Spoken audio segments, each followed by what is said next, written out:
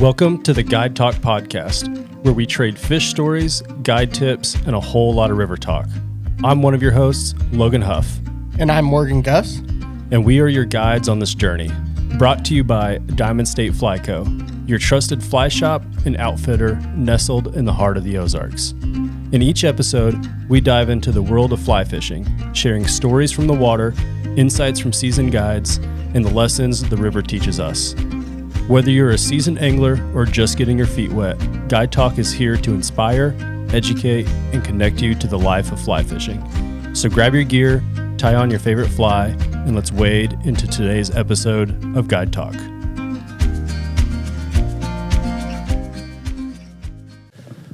What's up, guys? On today's episode of Guide Talk, we have Captain and Karate Master, our good buddy, Dustin Doss. Hey, thank you guys for having me today. Yeah, stoked about this. Captain Dustin. Yeah. Do you like people calling you Captain? You know what I like? Not at all. You know what I like is like on your like Instagram. I don't think it does, but you don't have like Captain Dustin Doss on. I do, but you kind of have to in the profession. Do you? Kind of. I mean, No, like, but do you have it on your Instagram? yeah. When you're like a saltwater guide, I feel like You kind of have to. yeah, But that should be like a given, I feel like. yeah. It should. I mean, it should be, but there's a lot of pirate trips out there, and I don't. Yeah, need that's that trun I mean, but like, marauding type. I don't have like water shuffler Morgan Gus on my. Yeah, best. water swatter. Tell us about Florida. When do you leave? Let's start there. Well, I'll leave. I think my last trip here is May 18th, and I'll be leaving here May 19th. So be there for kind of the prime kickoff. Those migratory fish usually come in the end of May, starting of June, and then I'll be there through about September. What's your like overall season kind of program? Because you're kind of back and forth. So, Like January to December. yeah, January through December. So I kind of start. We'll just start with saying my Florida gig. So I'm in Florida from the middle of May through end of August. Get back here, kind of the last little bit of hoppers, and then I go deer hunt, and then I don't really start kind of guiding here until really back in January. Sure. Okay. Yeah. So you're here for all of Caddis, maybe a little bit of sulfur, Flicker of sulfur. maybe a little bit, Yeah. yeah. And this is only really my third year, like doing this long stretch, Right. and not just hitting prime tarpon. Right. So it's getting longer, but I enjoy the work down there. I mean, pulling a boat and. and I have to give a personal like shout out to I went and fished with you this past year, and it was a blast. Yeah. And I had sucked. No. Wait, he has a big snook he has a huge snook to show for it. Yeah, my little. How big was that?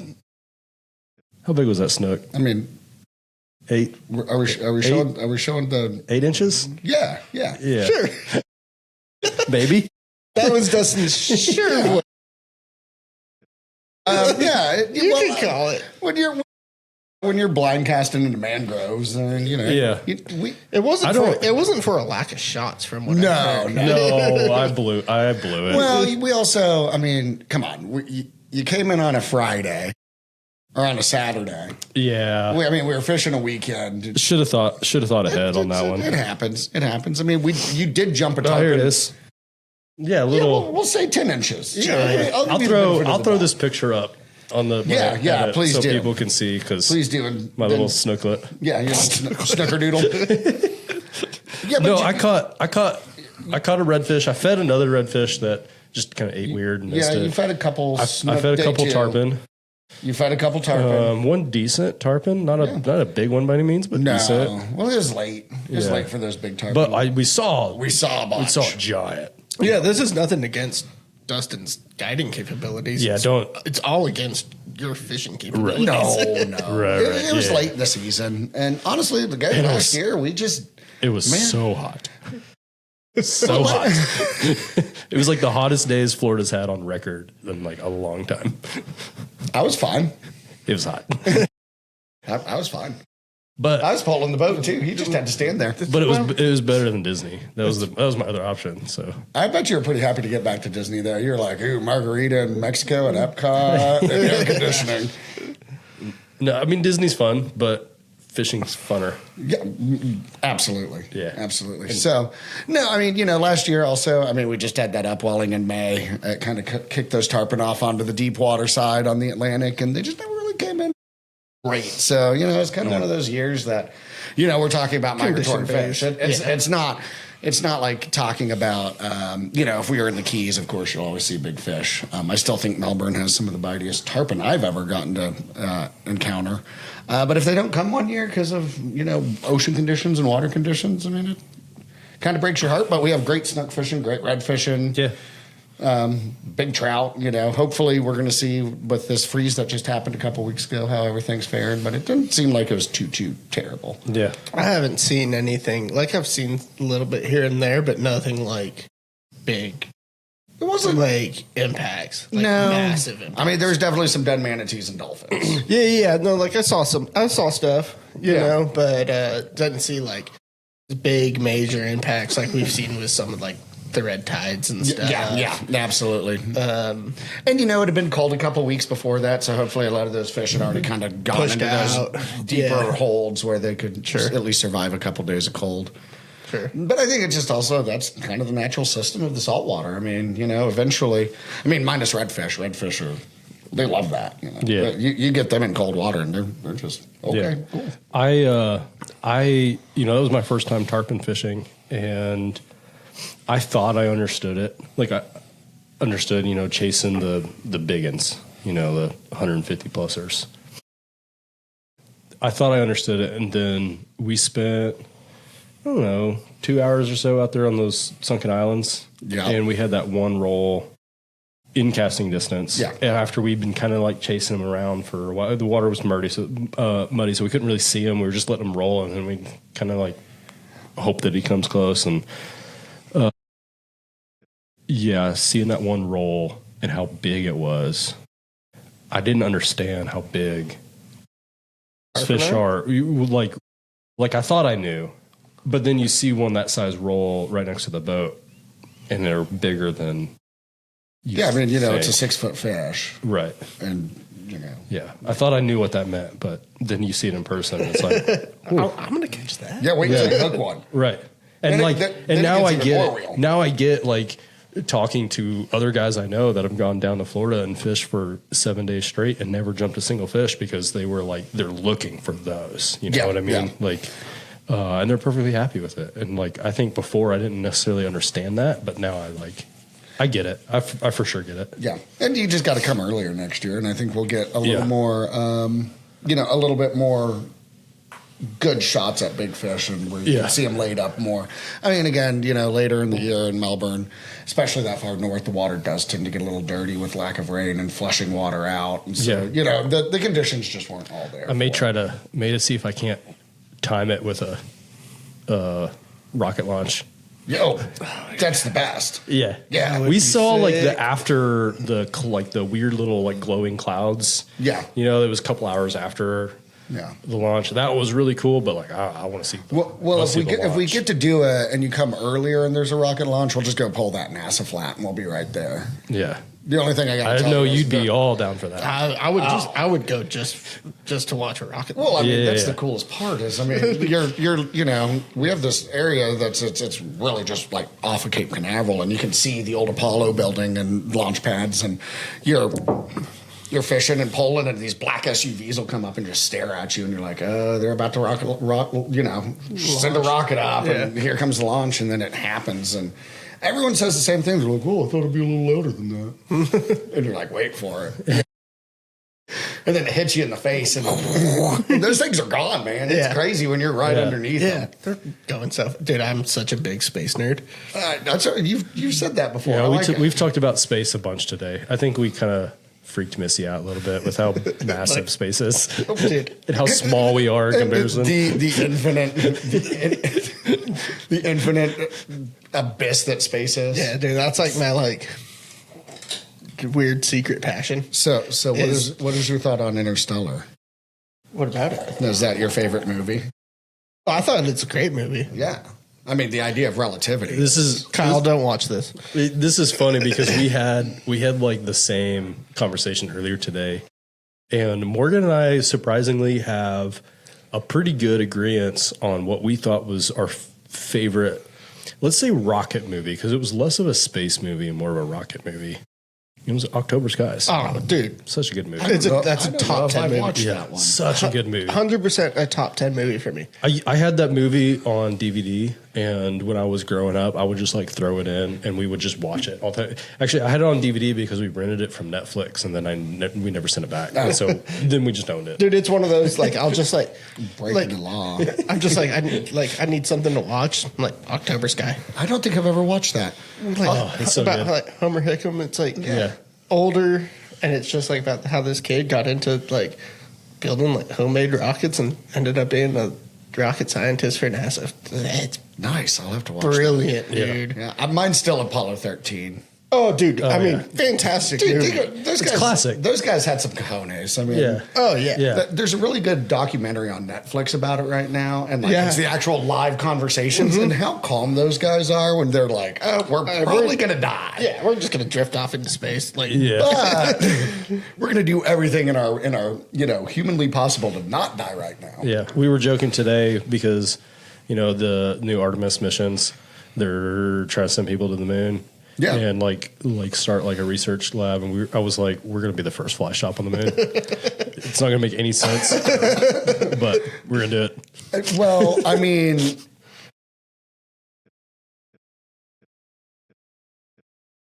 I don't know what you're gonna do with a fly rod up there, but it'd probably cast really well. I bet- or it might not. I don't know.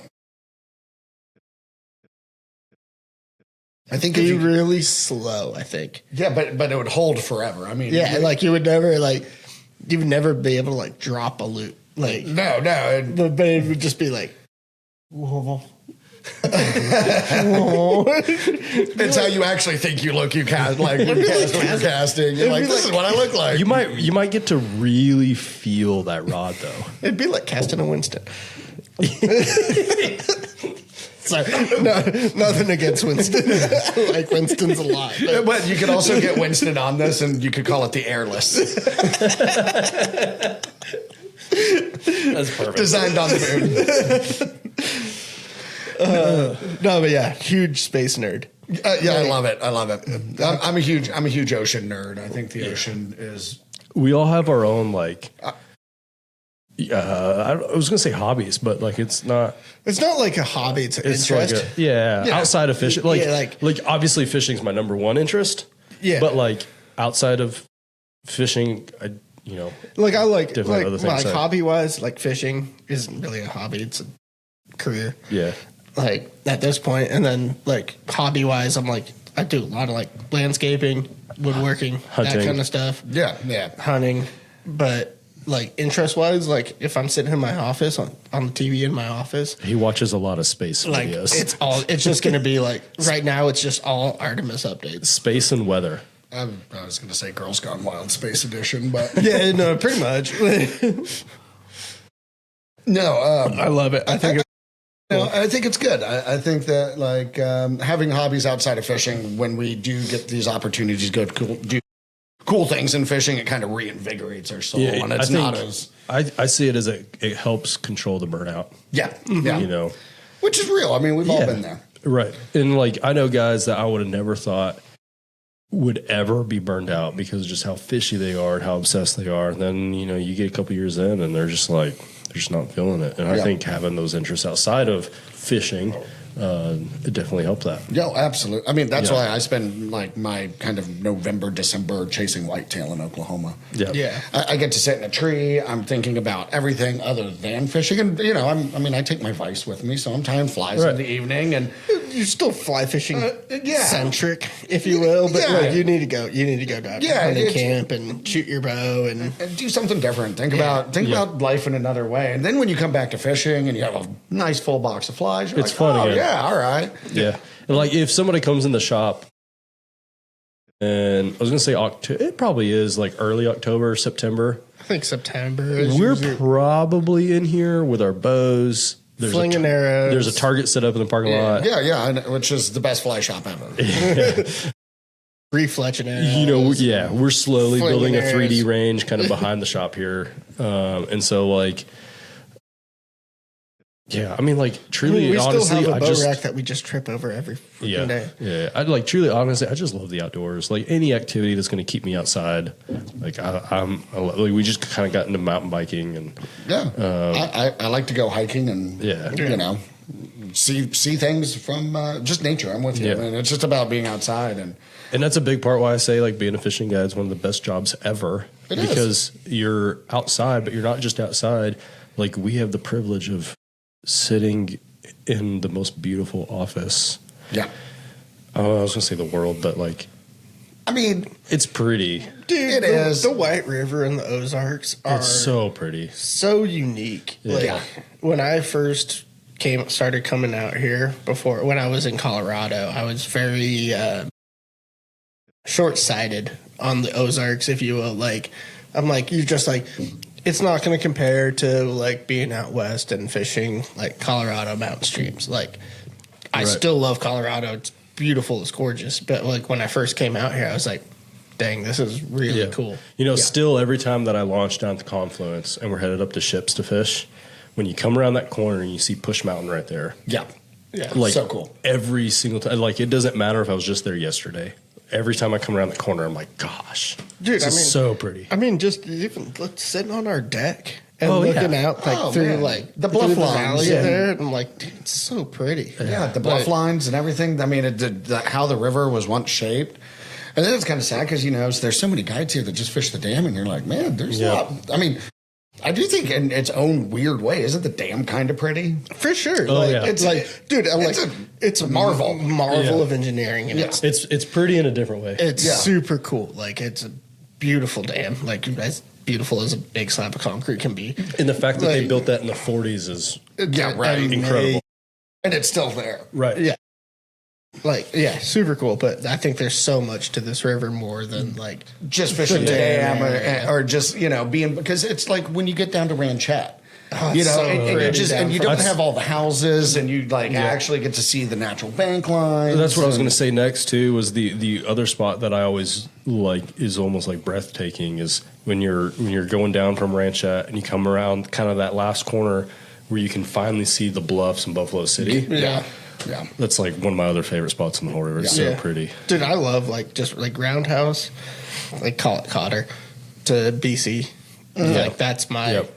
Like the real sharp bend at King's Landing is real pretty. Yeah. You get the huge bluffs right there. Well, and then you have all the boulder work on the left hand on the river left side. I mean, it just, especially in that like lower water, you can actually see all that. You're just like, whoa, that's a lot. I mean, that structure is just beautiful. I think this river is just like a sleeper river of like beauty. You know, I mean, like definitely everybody knows that it's a big fish river. Like we got great fishing, but like I think a lot of people come here and like are like, whoa, like the White River and the Ozarks are like. Well, when I moved from Colorado, someone told me, my friend Kaya, she was like, oh, you'll be back in Colorado in 6 months. And I was like, why? And she was like, yeah, it's just Arkansas. And I was like, I don't think you've been to Arkansas. One of my good buddies, and not to mention any names, but worked at a fly shop. He goes, yeah, I don't like fishing trout in muddy water. And I was like, I don't think you've been to the White then. And Gin clear, beautiful, you know, rolling hills. I mean, no, they're not, you know, Not the towering mountains of Colorado or Montana, but I mean, you know, it's got its charm for sure. I think it's something that, honestly, the fact that we're a year-round fishery, you know, I was a college professor in Colorado, and I enjoyed it for the most part, but I just wanted to guide year-round. And coming here, it's like, oh, I can guide year-round. You make better money. You have better clients, in my opinion. I think so. I mean, from my Colorado guiding experience, it was a lot of like in a ski town, like kind of like we're just going to pop in and do a half day or full day float. and just like fish for a little bit. I had a ton of those clients. Yeah, and then Thursday they're going horseback riding. Friday they're going mountain biking. Saturday they're going shopping. Sunday they're going to the spa. And Monday's golf day. Right. You know, they're just filling in time. And here it's like people just come here to fish. Yeah, because there ain't anything else to do. There's nothing else to do. I mean, you know, you can play golf, but yeah, you can play golf, and like 2.5 hours away, we have like a mountain biking mecca. So I have a lot of clients that do that. I've had a lot more recently coming here that they were coming to Bentonville, and they're like, "Let's go over to the White and Fish." A lot of my Colorado clients. That's kind of actually what the ones that I've really brought with me from Colorado are big mountain bikers. Yeah. That's why they're coming. They're dual sport. Yeah, you can do a little bit of both. Yeah. Yeah. So it's a 2.5 hour drive. It's super easy. I mean, I think Arkansas is just a cool state. I love it, man. Yeah. My favorite thing is when people from like Colorado or Montana or something, they come here and they say just what you said is like, man, I didn't expect Arkansas to be so pretty, but like this is absolutely gorgeous country. And especially if they venture down towards like Jasper. Yeah. Like they're usually like completely mind blown. Oh, just from Yellville to Marshall. Right. Well, dude, yeah.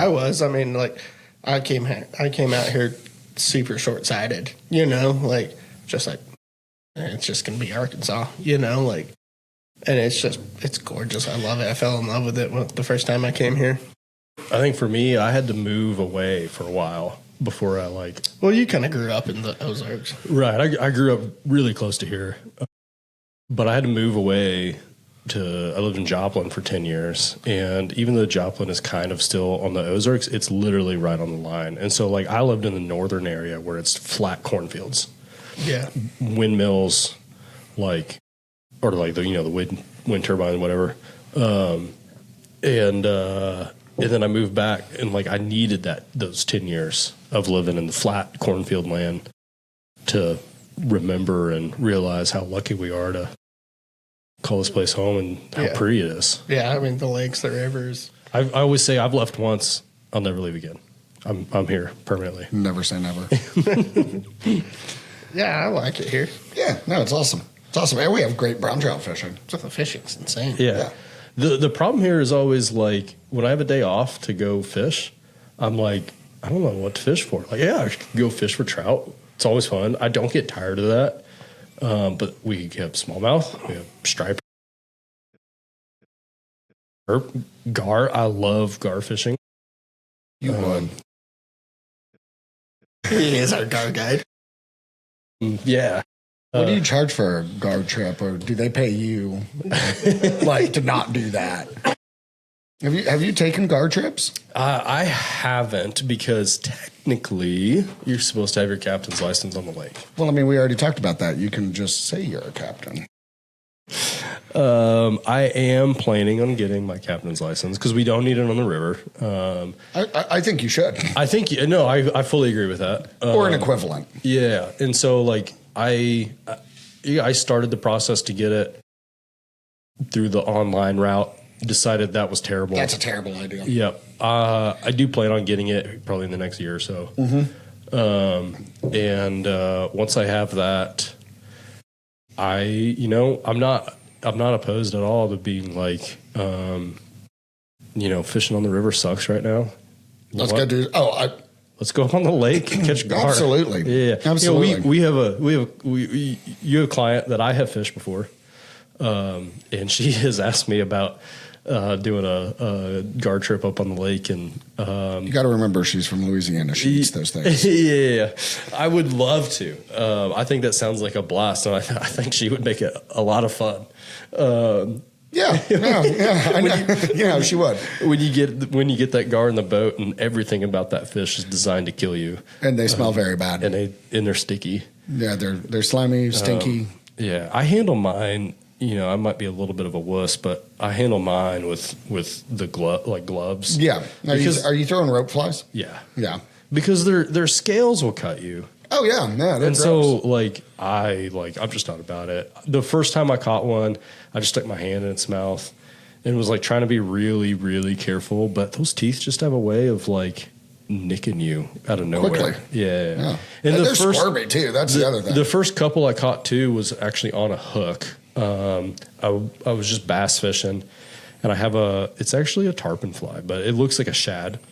And so it's got a really stout hook on it, and that fish ate. I just assumed it was a bass, and I set really hard on it, buried that hook in its mouth and got it into the boat, and it was a pain to get out because it's just rock. It's bone. Yeah. Their mouth is just bone. Yeah.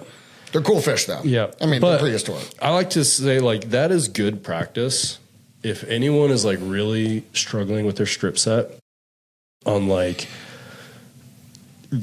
catch and gar with an actual hook is a good practice. Because they're usually more than willing to eat almost anything you throw in front of them. Absolutely. They've got such a hard mouth that if you don't strip set on them perfect, you're not hooking that fish. Yeah. And so it's a good indicator of like, oh, you did it because it's hooked, or you just didn't do it. Well, and strip setting, I mean, it's crazy. Guiding, and half my summer, I'm just get to watch people not strip set, and you go, whoa, where's that one from? Still, the best is my buddy who said, oh, I never strip set, and 5 tarpon over 60 pounds later, and we had not strip set one, but we had indeed trout set them. He got a little push pull to the back of the head, like it's one of those things. Learning how to strip set is such an art.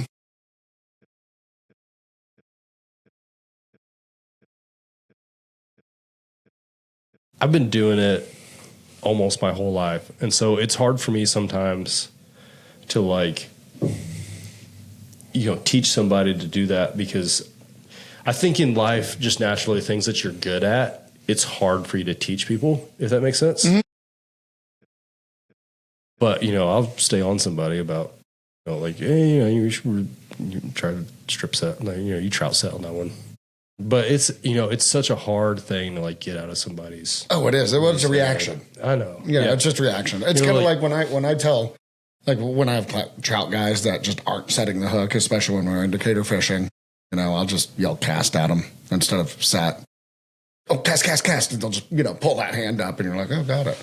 And then usually on the flip side, if I'm saltwater fishing and they've, had some problems with moving the rod tip instead of just stripping down to the fish, I'll just cut to strip, and they just immediately think, oh, I've got to do something now. Yeah. My trick to being really good at strip setting is to have the reaction time of a turtle. Yeah, absolutely. Wait until you feel head shakes, then do something about it. Wait until you're like, oh, I think I hooked him. And he's already like 30 yards away and 6 feet in the air. Mm-hmm. And, yeah, it's same in saltwater. Right. It's kind of like throwing a dry fly. I mean, when people prematurely set, that's the most frustrating thing that happens. And you just watch that fly just right back out of their mouth, and you just go, ooh. Oh, that's like heartbreaking. You see that mouth come up, and the mouth is like this. That fly is here, and the client will set when they see that lip come up. Yeah, it's game over. Yeah. And whoop. Yeah, and that fly goes, and then that fish is wondering, like, oh, you just robbed him of a meal. I thought there was something there, but I must be seeing things. Yeah. Well, and then, I mean, also, you just kind of have to go, man, you just robbed that fish of a meal. Now he's shooting blind out there. Doesn't know what to trust anymore. Right. Just educated him. Yeah, or the famous question after that is, well, I didn't feel anything. Yeah. Yeah, and you're not going to. Yeah. Sorry, Morgan, we were talking about you and your hook set, dry fly hook set. Your hook set farming of brown trout. I never do. I'm a great hook setter. Usually I like to break them, just, get a little aggressive on the first one of the year and just, oh yeah, I got to get that out of the way. Yeah, that was always my first. And usually the person rowing me is, their eyes are about, this big around going, what was that? And I'm like, all the hate in the world. Yep. I was just saying how my trick to not trout setting, like when I was red fishing, was to just have the reaction time of a turtle. And that fish has already ate my fly and swam several yards away. And the guide is just looking at me, like wondering what I'm doing. Are you going to do it? I didn't trout set. Yeah. Hey, that's a big one. Yeah.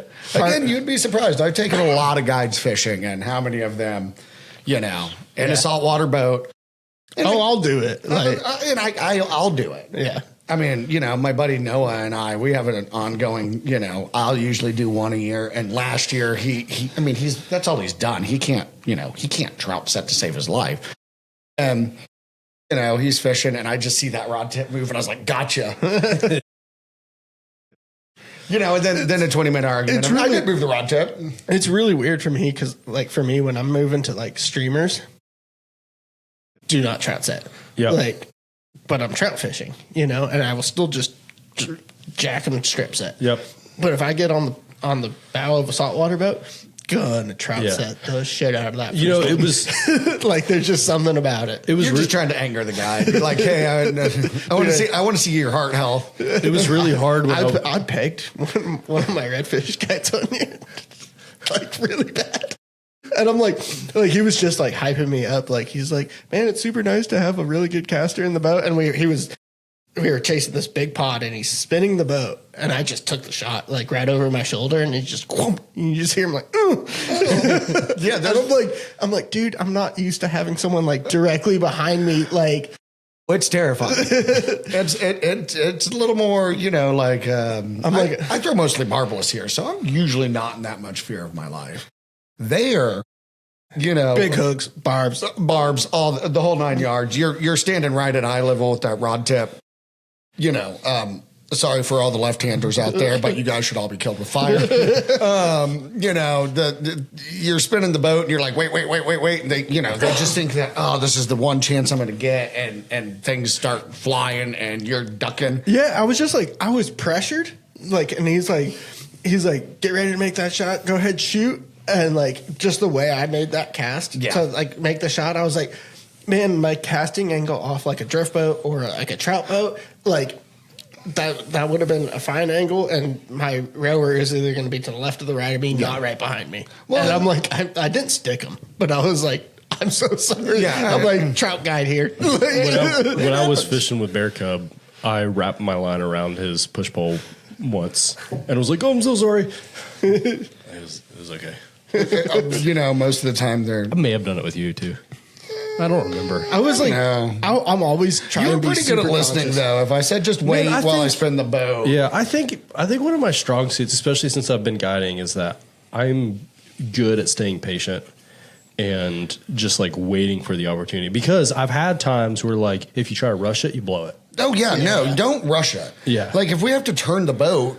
If we're polling and that fish kind of takes a weird angle and I just say, hey, let me turn the boat. I mean, I can turn that boat in half a push and we're moving. And I almost might stay patient and calm to a fault. I was about to say, I can do the same thing. Like my dude that I redfish with down in Rockport, he was like, dude, you panic me because you take, like, I want to see, like he's pointing out shots for me. And I'm like, I'm not going to shoot until I can see the fish as well. But he's like, it's okay because you can do it in like 1-2 false casts and get it there. Yeah. Like I don't want to take the shot until I know I can make it. He's like, I'm used to having people that it's going to like, they're going to air that thing out for 5-6 false casts and then the shot's gone. And it never went any further. Right. Yeah. And it like, or you're like, they pick up and give 3 false casts and it lands in the exact same spot it was in the first place. Or shorter. Yeah. Now it's wrapped up in their head. That one was worse. Fly line. You're like, I don't even know how you did that, but good job. Yeah, but I'm just super.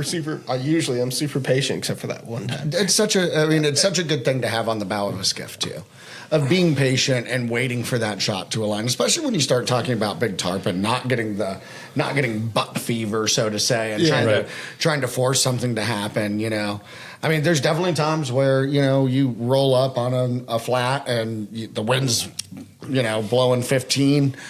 And on our flats, that's kind of when our big fish pull up on the flats. And there's times that you're like, look, like you got to deliver that fly because like we're getting blown into him. He just kind of like slid up into the seam there and he's just now floating. Yeah. And you're just kind of like, okay. Like, I'm not going to say I'm perfect on like my first, my first couple fish of the morning, but I'm like, I just need to get my eyes reacquainted to what I'm looking for, where I'm like, and like everybody uses the clock system. But like everyone's just a slightly bit different, if you will. Oh, we all are. Like, I'm like, okay, that's like, he's saying 11:30. I'm like, I just call that 11. You know, so I'm kind of. I do that, but honestly, like I think, and it's just finding that rhythm with your guide. Yeah. Seeing, like looking through the water, seeing what you're looking at. Also, if that clock system doesn't work for you, the one thing I would say for your guide is just tell him to do what I do with a lot of my clients and what I've learned from a lot of guides is just point your rod for me. Yeah. That's what I do. Like, some of them won't, but I mean, a lot of them, like a lot of guides I've been with, and some of them I have not. But I'm like, hey, just tell me where to point my rod. Tell me a distance. Yeah, I'll do that on the bow of the boat, and like he'll be like, all right, like 11 o'clock, and I'll just kind of like point my rod over there, and he's like left or, and I'm like, okay, got him. Yeah, you know? yeah. And that's when I was down red fishing. That's what we did. Like, it didn't matter. Like, if somebody said 3 o'clock. You know, I would just point my rod, and he'd be like, a little bit to the right. Yeah. Like, because, like, from his position, 3 o'clock is probably a little different than the 3 o'clock that I'm 3 o'clock seeing, is straight down the bow line. Yeah. And so, I just like pointing my rod. I mean, like. No, it gives everyone the same page. You know, because the worst people you can have on the bow of your boat are the ones who lie and say, I see the fish. Right. And then they cast 30 feet behind the fish, and you're like, I don't think you saw the fish. Right. Yeah. I'm like, I think it takes so much time getting acquainted with seeing the fish in that water. Absolutely. Whatever your water clarity is, whatever. Like, I'm like, when I first went red fishing, I'm like, I missed 2 or 3. And I was like, and I finally saw one, and I was like, cool. Now I know what I'm looking for. Yeah, absolutely. Well, and like even me, speckled trout are hard for me to find. I do not know why. I can tell you where they're laying. If we go up to a hole and I'm like, ooh, there's probably a speckled trout in there. They're hard to see no matter what. A client will cast in there, strip. Oh, did you see him? No, absolutely not. That's just where they lay up. That's kind of where they do. You know, I'll see them every once in a while, but that fish, I can see bonefish, I can see permit, I can see tarpon, I can see light-colored snook, dark-colored snook, reds, but speckled trout in me and my eye, they're just hard to see. But I think it's very similar with us and like our dry fly stuff. Oh, it's like we see trout really well because we have the right equipment, we have the right sunglasses to do it. We do it all the time, and we look at them. Our eyes are adjusted, and we see the same spots in the river constantly, and we know where they should be. So right, and so when we see something out of place, we like you just know, right? Yeah. I'll agree with that, but I also think it's just I think it is once you do it enough.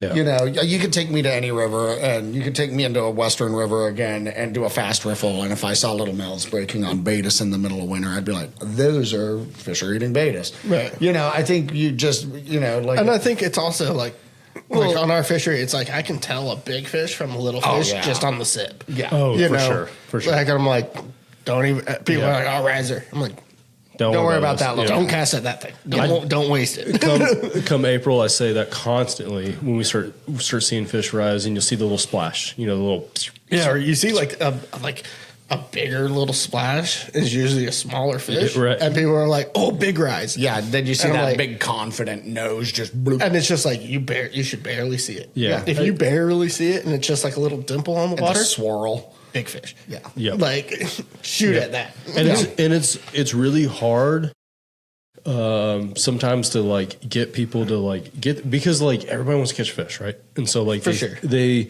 see those little like early caddis. There's a group of rainbows that have come every single year right at the top of Wildcat, and they're like all 10 inches. And sure, I might spend some time here and there picking on those little 10-inch rainbows with dry flies, but people will see those and they want to go catch them. And I'm like, man, that is not what we're looking for. But 200 yards downriver, there probably is a pod of what we're looking for. Yeah. Or no, I wouldn't say big ones, but that's also one of my favorite things about guiding is like you tell somebody that and they don't get it, but then when you see it click in their head and they get it, like, that is awesome to me. I think absolutely. And I think Dustin, you can weigh in on this. Is that like our dry fly season out here, especially fishing to those pods on drift, is the closest thing you can get to saltwater fishing. Absolutely, in a trout space. Trout system, absolutely. At least guide wise. Oh yeah, like calling the shot. Yeah, those are the times you'll see me standing up, rowing the boat. Well, and we're looking so much further downriver. You know, you're having to tell them to, like, you're teaching them timing. Yeah. Okay. You know, because we all do it, but, you know, our clients do it all the time. They see it rising, then they cast at it. You're like, no, let him get down there. He's in his rhythm.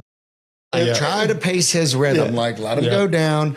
But it's kind of what we were just talking about, and that calmness and being thoughtful and, you know, not rushing something to force it, because the more we try to rush it, you bonk that fish in the head.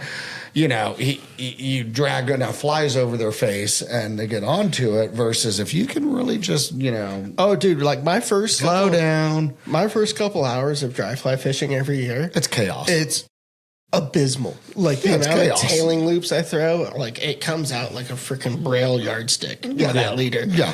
Yep. And it's just abysmal, but I'm like, get that out of the way. Now I can kind of like settle down, pick my shots, shoot, get your aerial mens in, like really start working at that presentation. I'm like, I can dry fly fish. I can do this.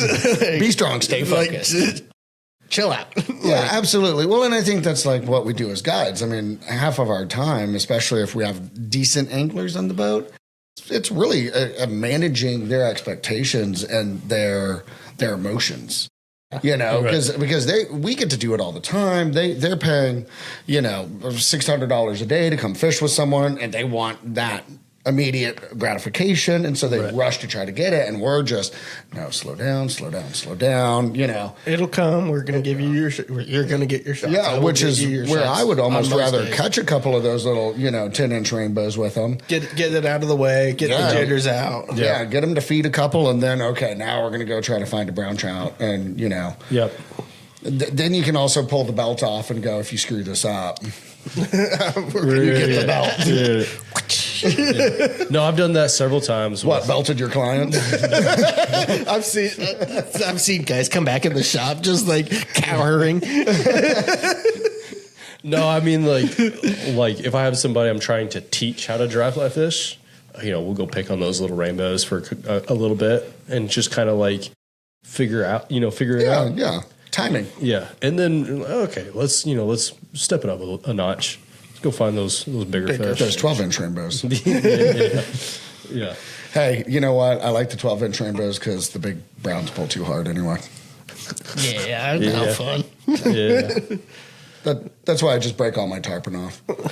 They flex that rod too much. Don't want to hurt the rod. It hurts my wrist. Yeah. Yeah, I do say that one of the hardest fighting fish in our river is the 18-inch rainbow. Absolutely.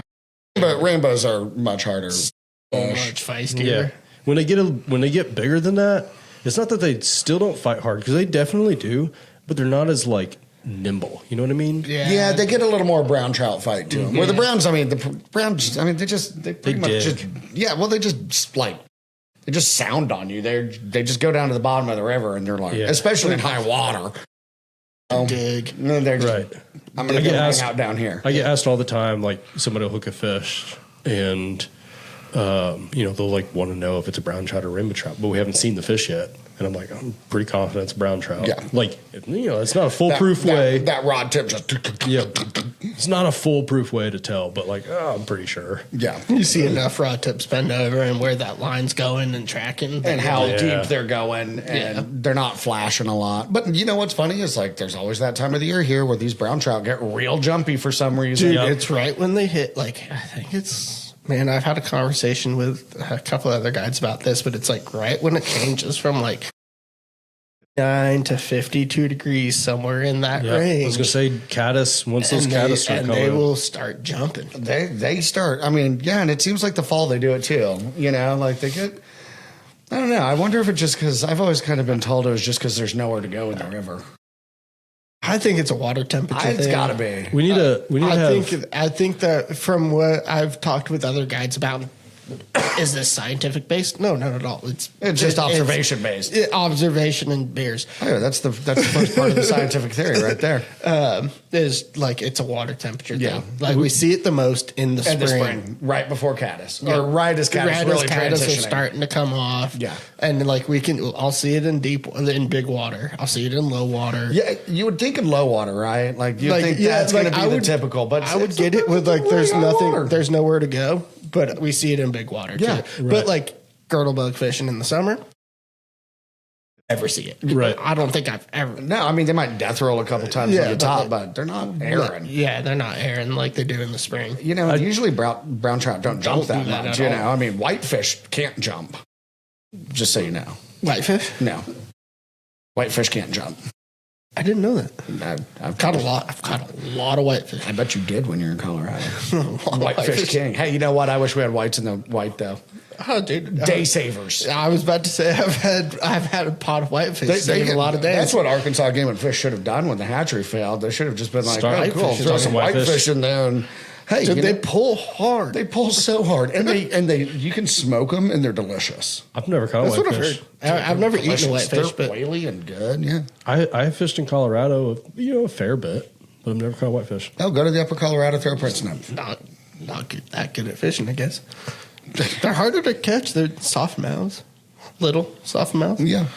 They pull hard. Yeah, they are actually pretty fun. Now I have caught. I don't know if this is a good comparison. I have caught mullet on a fly rod. You've told me this story. He loves really trashy, stinky fish. I have caught a lot of fish in the salt, and I have to say, pound for pound, I have never seen a fish pull as hard as that 12-inch mullet. It was insane. And I want to do it again. I'm still not going to go target them. I mean, you can all you want. I was walking the beach. It is the only thing I saw. And I'm going to be fully transparent here. I had no idea what they were. He was fishing a 3-weight. I was fishing an 8-weight. And I just saw a giant group of fish cruising down the beach. A giant ball of mullet. Yeah. Well, again, I'm being fully transparent. I had no idea what they were. There was probably a 42-inch snook behind that ball of mullet. Ask questions later. And they were all swimming with their mouths on the surface doing this, like feeding off the surface. Yeah, that's what mullet do. And you flossed a mullet. Yep. I flossed a mullet. He might not be a smart man. With a clouser minnow. But he knows what mullet are. But all I did was cast into the school of fish and start stripping a clouser, and I hooked him in the mouth. It was in the mouth. It was not snagged in the side. It was in the mouth. I flossed him. Yeah, we got some guys down here that do that too. I mean, but it pulled out on an 8-weight. It pulled pretty good at doing that on the shad kill when these fish get a little tight jawed on you. It pulled me into backing and pulled you into backing. It pulled me into backing. Again, he was on a 3-weight. He was trout fishing for him. It was so much. But honestly, I think I would tell people you were on a 3-weight at this point. Then 12-inch mullet. But think about it though. What is a milkfish? It's a big mullet. It's a giant mullet. It's a big mullet. Yeah. I mean, what's a tarpon? A big minnow. Yeah. Really large minnow. Yeah. But I mean, the thing fought for how big it was. If somebody could figure out a way to legit catch those things, dude. At the end of the day, I just like catching fish. Yeah, absolutely. If it pulls, it's fun. We've gone up on the lake multiple times and thrown little poppers for bluegill. Yeah, it's so much fun. So fun, dude. Especially during the flying ant hatches. Yeah. That's so much fun to do. I mean, that's how I cut my teeth in fly fishing when I was 5-6 years old was, throwing flying ants and poppers at banks on Grand Lake in Oklahoma. Dude, it's so fun just watching those little bluegills. I think that's all fun as long as you have an amply sized rod. You can take a 0-weight for them, and they'll bend to 0-weight. It's still fun even if the rod's not sized accordingly. We were catching 2-inch bluegill on 6-weights and I was still having a blast. I just like watching them go attack that thing. They're so aggressive. Pulling it out of the brush pile and just. Well, next time you guys go do that, let me know, and I have 0 and 1 weights. Oh, that'd be fun. Yeah. We got the boat for it. Yeah. You guys got a. Oh yeah, you got. We got that big Ranger. You got the Ranger. Yeah. Got my bass boat. Go catch my 2-inch bluegills. Yeah. Yep. Little 6-inch bluegills. Yeah. I mean, I have all the we have all the bass tackle in the world, like to conventional fish, and then I have a couple little boxes of poppers. Well, all we got to do is start going striper fishing. That popper box gets used more than anything. Yeah. The striper. Is it just because you suck at bass fishing? Yeah. So I've won. He's the one at kayak I've tournament. won kayak tournaments. Yeah. Oh, for bass fishing. I didn't know that. That's conventional. That's cool because I do suck at bass fishing. I grew up bass fishing in Norfolk. I would not say I'm good at it, but there is a certain time of year that I know we can go out and absolutely crush them. Yeah. In like one spot. Dude, if I can go flipping. And if they're not doing their thing, I'm sorry, guys. I can't do it. I can't do anything offshore, but if I can go flip, like if I can go flip a jig or something like that. See, I'm offshore. I can get them. Like I'm like close to shore flipping. That's my game. Yeah, like where I used to. That's a fun game to play too. And that's like all I care it's about. Like bad. I'm not like a big bass fisherman where like I need to go like catch them offshore. And like I mean I've done it like with hair jigs and stuff like that off ledges and stuff like that, and it's super fun. But not my game. I'd rather go flipping in brush piles and stuff. Hunt them out. I do a lot of crappie fishing on the lake in the spring. See how I have never caught a crappie. I do it all on fly too. I've tried my ass off to catch crappie. You know the thing is it was kind of what Logan's saying. If they're there but they're not there, then my thing is if there's not enough water in there, then my brush piles that I know are good they're dry. They're dry and with the Norfolk being as low as it is right now is a really good time to go check on your brush piles and mark them on the GPS. Yeah, because by springtime they'll be back under. Yeah, and they'll be within the perfect depth too, because like where the lake is sitting right now, like come springtime, the brush piles that you can see right now will be 20 feet underwater. Yeah, which is like right where you want them. Yeah, that's crazy, isn't it? It's crazy to think about. Yeah. And there's a lot of people complaining on Facebook about how low the lake is. And I have to say, like, I pretty much grew up on this lake, and it is not low. Well, it's only 7 feet? I mean, it's low, but it's not like rowdy low. Right. It is lower than we have seen it in a long time. But it is, you're right. It is not droughty low. It is not like low to the point where like the core is concerned. Yeah.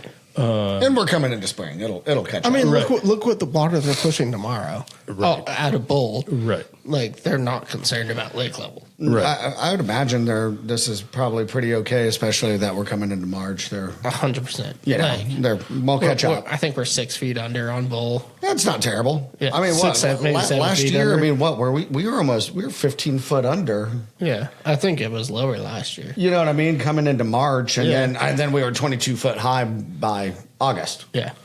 Or maybe they had started to really get the burn. But, through that rain through June, I kept up with a little bit. I mean, it was. Let's see. Norfolk is currently sitting at 546 on the dot. What's power pool? Current power pool is 553. So it's not even that low. No. What is that, 6? 546, 553. Yeah, 6 feet. Yeah, 6.73 feet is what it is below power pool. Under power pool. Yeah, which is not even low. Like that's not even bad. Bottom power pool, just for comparison, right now, just to let the public know. Bottom of power pool, which is the point that the core would get really scared. Well, that's when they'll turn it off. Right, is 510. Oh yeah, so like we have 36 feet. Yeah, 36 feet left to go on our water level before we're in like danger zone. Yeah. Yeah. Which I think it'd be kind of cool to see the lake another 20 feet lower. Pretty nice to see some of that structure. Just to like go explore. Yeah. Right? I would be a little bit nervous about having water come like summer hopper season if it did that. Well, for sure. For the rivers, yeah. But it'd be really cool to go explore. Yeah, you'd pretty much be in the original river channel. Yeah. 6 feet under power pool. I'm not worried about our summer water. No. No. In fact, I'm pretty happy where it's sitting because that gives us a little bit of room to play with, come caddis. So maybe we won't dump water.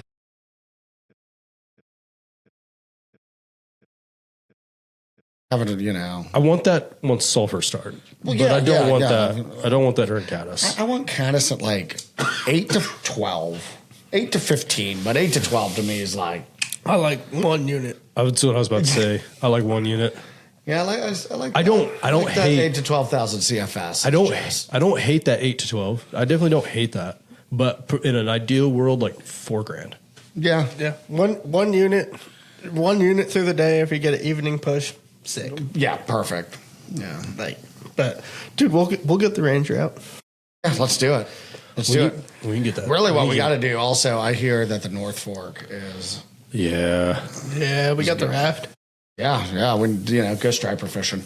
Yeah. We need to go hit up Brian Beatty. Yeah. He'd also be a great person to have right here on this podcast. We should get Beatty, and maybe we do a mobile podcast up there. It'd be cool. Yeah, there you go. Go up to Sunburst and do it on the riverbank. Yeah, that'd be sick. Yeah, Brian's a cool dude. Yeah. I love it when he comes in here. He's normally like just passing through, so he's like kind of in a hurry.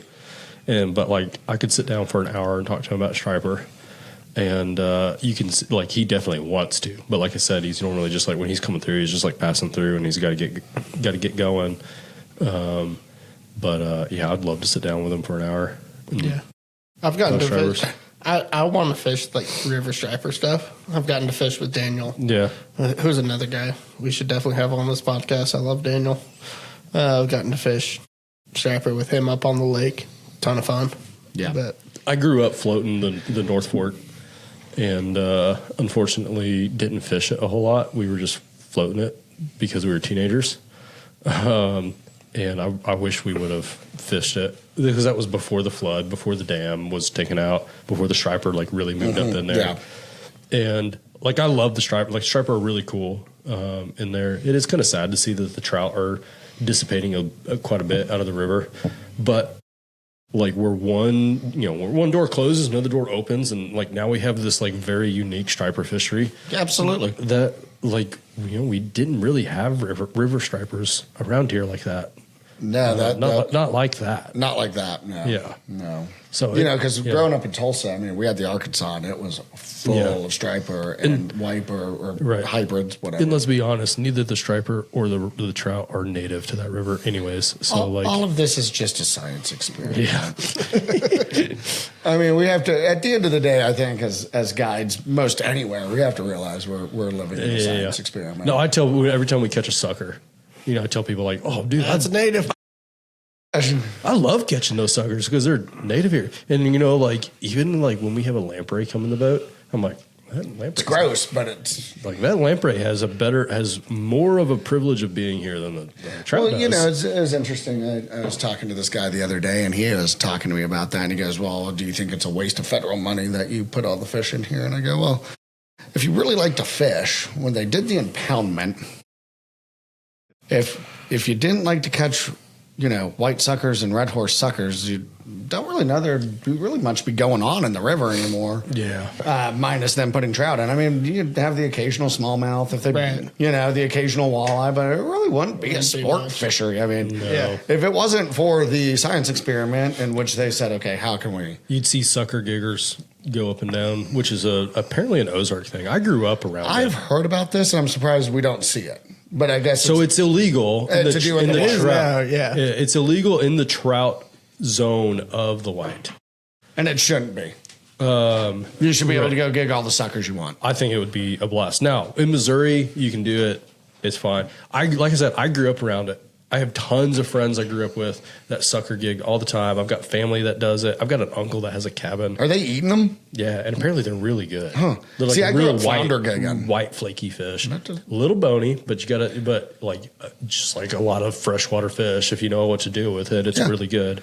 Yeah, I mean, I grew up flounder gigging, and that is so much fun. I had no idea that was a unique thing to the Ozarks, and not just like unique to the Ozarks, but like unique specifically to like a very isolated area of like southern Missouri and a little bit north Arkansas, but a lot of like southern Missouri. I had no idea, because it was like every September, or was it September? I don't know. I can't remember. It's been a while. I've actually never done it. I've got a lot of family and friends that have.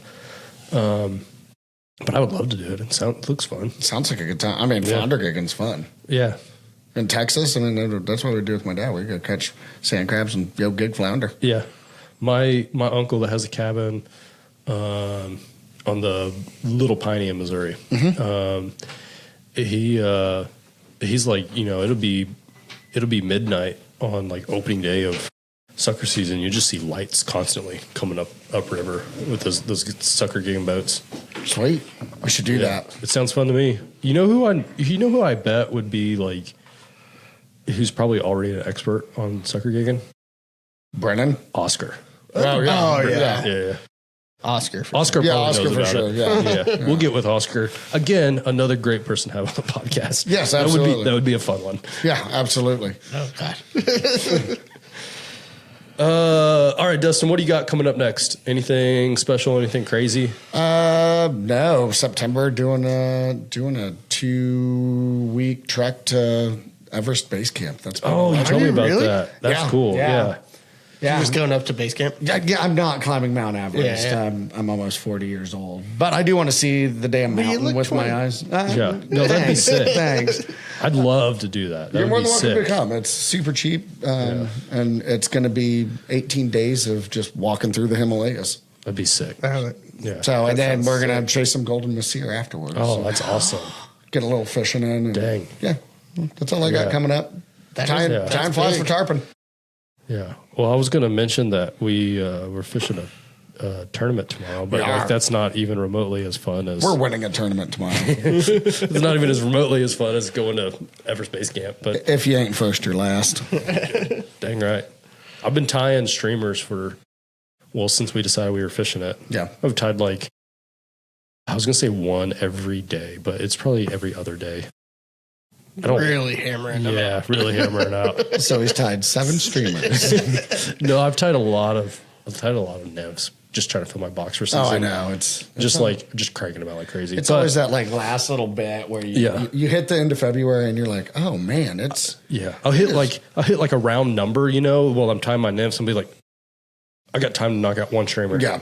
And so I'll knock them out. I've been trying to fill my streamer boxes, but it's already almost March, and I'm going, oh, man, my caddis boxes are in dire need of some love. So I've kind of been in the same boat, just spinning nymphs and getting some tarpon flies down here and there, too. Yeah. So. Yeah. My box is looking good. I mean, it's getting there. It's not anywhere near where I want it to be, but, is it ever? Never. Yeah. Never. It would be if we weren't guides. It'd be much better. That's true.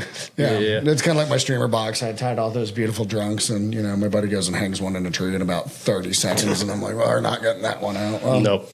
There goes 15 minutes of my life. Yep. So, winning a tournament tomorrow, you're going to Everest Base Camp. That's about it. Sweet. So, just about to grind through our busy season. Absolutely. It's right. I can almost smell it. I mean, it's here. Right around the corner, dude. Yeah. So cool. Will, we appreciate you. Well, thank you guys for having me. Spending some time with us. Yeah. We'll do it again. Maybe fun talking to you. We'll do it again after tarpon season. We'll catch a bunch of good tarpon. Yeah. I always love it when you come hang out at the shop and do a lot of hanging. Yeah. It's a good shop to do it in. It is. So it is. It's nice to have a proper fly shop in this area of the world again. Yeah. We love just hanging out and talking to people. So if anybody likes to hang out and talk and have a beer, drink beer, we're your people. We are. We just had a big group in right before we sat down to do this podcast. It just came in basically. Yeah. You just invited every fly fisherman, because I don't know a fly fisherman that doesn't like to talk, drink beer. Yeah.